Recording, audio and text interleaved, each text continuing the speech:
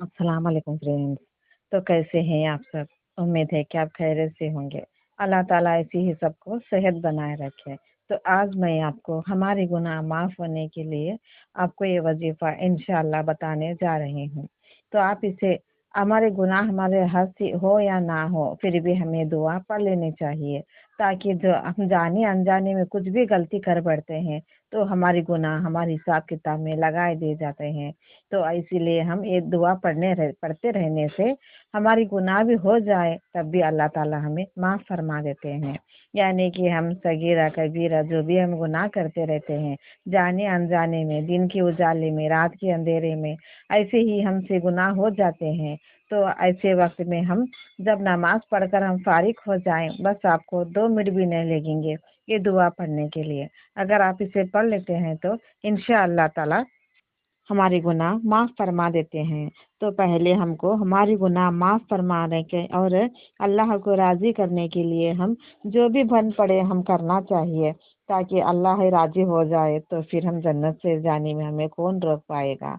तो इसीलिए हमको अल्लाह को राज़ी करना चाहिए, नमाज़ पढ़ना चाहिए, और जो वजीफ़ा हम गुनाह के लिए पढ़ते रहते हैं, गुनाह ना होने के लिए, तो इसके लिए भी आप ये पढ़ते रहें। जैसे हम हर एक वजीफा करते रहते हैं, वैसे ये भी दुआ सिर्फ 2 मिनट लगेंगे आपको ये पढ़ने के लिए। अगर आप ये पढ़ते हैं तो हमारे गुनाह अल्लाह ताला माफ़ फरमा देते हैं, वो चाहे छोटी हो या बड़ी हो।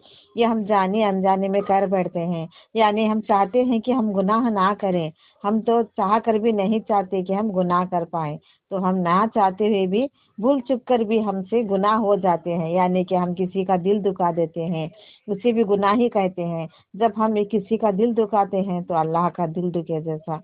तो इसीलिए हम किसी का दिल भी ना दुखाएं और किसी को बुरा भला भी ना कहें, जिससे वो बहुत उनको दर्द महसूस हो, ऐसे लफ्ज भी हम ना कहें।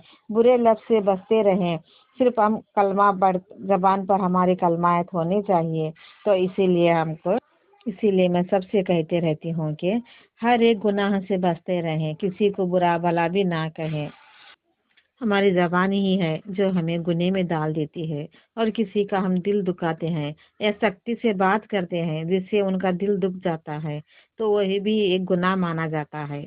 तो इसीलिए हमको हमारी ज़बान संभाल कर हम बात करना चाहिए, किसी का दिल नहीं दुखाना चाहिए। और हम कहते रहते हैं कि हम तो गुनाह ही नहीं करते, तो ऐसे नहीं कि हम चोरी करने से या किसी का खून करने से हम गुनहगार बन जाते हैं, ऐसे भी हम गुनहगार बन जाते हैं किसी का दिल दुखाने से, किसी को बुरा भला कहने से, या वो हमसे रूठ जाएं फिर भी हम वैसे सख्ती से बात करने से, ऐसे भी हम गुनहगार बन जाते हैं। तो अल्लाह की निगाह में हम गुनहगार बंदे बन जाते हैं।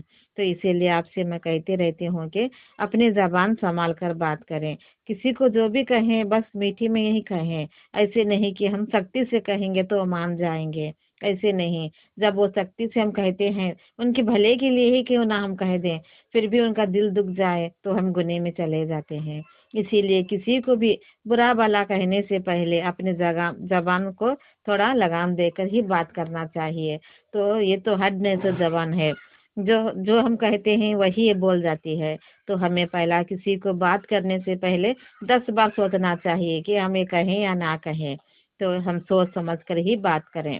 तो इसके लिए आपको ये वजीफा मैं इंशाअल्लाह बताने जा रही हूँ कि आप भी ऐसे गुनाह ना करें।